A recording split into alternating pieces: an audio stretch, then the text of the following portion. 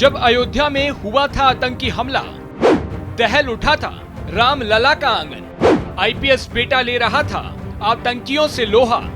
घर में मां और पत्नी पढ़ रही थी सुंदरकांड। बजरंगबली की कृपा से 5 आतंकी हुए थे ढेर। पूरा देश इस वक्त रामलला की प्राण प्रतिष्ठा के जश्न में डूबा है, लेकिन इतिहास के पन्नों में एक ऐसा स्याह दिन दर्ज हो गया था जिसे यहाँ का कोई भी राम भक्त याद नहीं रखना चाहेगा। वो तारीख थी 5 जुलाई 2005, जिस दिन पूरी अयोध्या नगरी थर्रा गई थी। आतंकवादियों ने रामलला को उड़ाने की साजिश रची थी। आतंकियों ने मंदिर को उड़ाने का पूरा प्लान बना लिया था। इसकी जानकारी खुफिया विभाग को मिली। खुफिया विभाग द्वारा पुलिस को सूचना मिलते ही आईपीएस अधिकारी राजीव नारायण मिश्रा ने आतंकियों से लोहा लिया था। दरअसल 5 जुलाई 2005 को सुबह करीब 9 बजे एक ब्लास्ट और गोलियों की तड़तड़ाहट की आवाज सुनाई दी। बच्चे, बूढ़े, भक्त, श्रद्धालु सभी सहम गए। आतंकी अत्याधुनिक हथियारों से लैस थे, लेकिन यूपी का जाबाज अफसर राजीव नारायण मिश्रा ने सरकारी कार्रवाई से लोहा लेते हुए आतंकियों को ढेर कर दिया था। राजीव खुद हैरान थे, लेकिन लोग कहते हैं कि इसके पीछे भी बजरंगबली की कृपा थी। दरअसल जब राजीव को घटना की सूचना मिली, उस वक्त वो घर पर ही थे। आनन फानन में अपने गनर का कारवाइन लेकर दौड़ पड़े। गोलियों की तड़तड़ाहट के बीच पति और बेटे को भागता देख बूढ़ी मां और पत्नी दीपिका ने घर में बने मंदिर में सुंदरकांड का पाठ करना शुरू कर दिया था। इसीलिए लोग कहते हैं कि इस मुठभेड़ में बजरंगबली की कृपा थी, जिसकी वजह से जैश-ए-मोहम्मद जैसे खतरनाक आतंकी संगठन के ट्रेंड आतंकी और AK-47 और हैंड ग्रेनेड होने के बावजूद सिर्फ एक कार्रवाई से ही राजीव ने उन्हें ढेर कर दिया। एक इंटरव्यू में राजीव ने उस दिन को याद करते हुए बताया, मेरे घर में उस वक्त मेरी पत्नी दीपिका और मेरी माँ थी। आतंकियों के हमले की खबर उन्हें भी हो चुकी थी। उन्होंने यह भी देख लिया था कि मैं सिर्फ अपने गनर की कार्रवाई लेकर घर से गया हूँ। इससे घर वाले डर गए।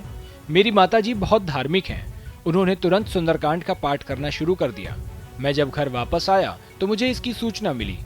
साथ ही यह भी पता लगा कि मारे गए 5 आतंकवादी जैश-ए-मोहम्मद के संगठन के थे और इस पूरी घटना में जैश-ए-मोहम्मद का हाथ था। बता दें कि आतंकी आधुनिक हथियारों और विस्फोटकों से लैस थे और रामलला के मेकशिफ्ट स्ट्रक्चर की तरफ बढ़े जा रहे थे।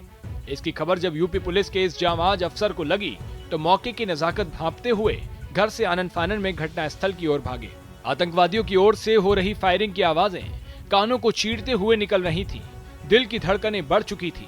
यह अफसर इतनी तेजी से मोर्चे पर पहुंचा कि अपनी जेब में कारतूस भरते हुए अपने गनर की सामने रखी हुई कार्रवाई लेकर जन्मभूमि परिसर में पहुंच गया। उधर आतंकियों के पास AK-47, रॉकेट लॉन्चर और हैंड ग्रेनेड भी थे। फिर भी टीम का जज्बा और पुलिस अफसर की बहादुरी ने 5 आतंकियों को मौके पर ढेर कर दिया।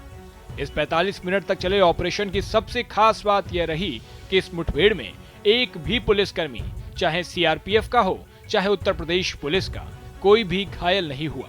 अपनी जान की परवाह न करते हुए अपनी ड्यूटी और देश की सुरक्षा को शिरोधार्य करते हुए जाबाज पुलिस अधिकारी राजीव नारायण को इस साहसिक मुठभेड़ में अपनी जान की परवाह न करते हुए अदम्य साहस का परिचय देने के कारण राष्ट्रपति भारत सरकार द्वारा वीरता के लिए राष्ट्रपति के पुलिस पदक से नवाजा गया।